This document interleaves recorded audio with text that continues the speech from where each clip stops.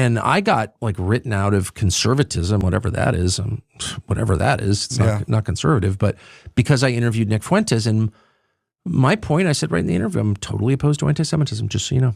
Yeah. And he said he agreed. Whether he does or not, I'm not in charge of his soul, but I am.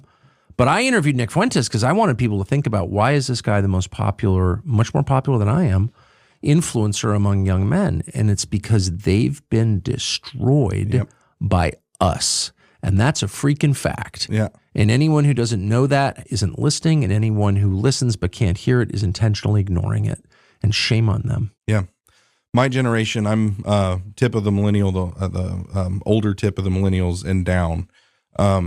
Saw that you interviewed Nick Fuentes, and I don't think we batted an eye. We're like, yeah, no, like everybody younger than me listens to Nick Fuentes. Like 5 million followers, I think, on Rumble, 170,000 live viewers. Like at any given moment he goes live, there's 170,000 people that tune into his live streams. I wonder if the geniuses have ever considered why that is. That's my point, is like, is it wrong to get into someone's head and let them say what they believe and give them a platform to do that so that people can actually know what they think, you know? And it's like, why? And then hearing the story of how he was canceled, you know, by Ben Shapiro when he was 18 years old.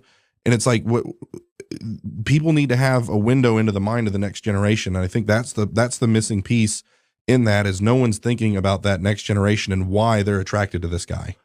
Well, completely. Yeah. And does, quote, canceling people work? Does telling people, would it work with your kids? If your child runs into the house, like clutching his leg and there's blood seeping through his fingers and he's like, and you're like, shut up. I don't want to hear it.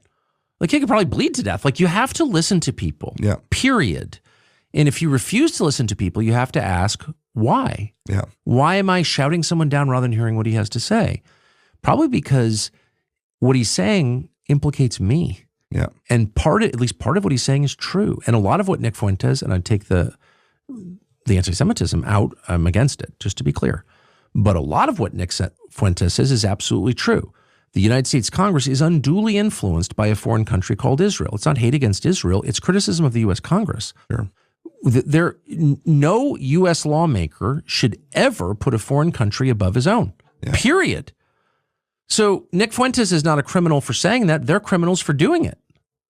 I mean, if you disagree, tell me how. Yeah. Shut up, Nazi. Nope, not going to shut up.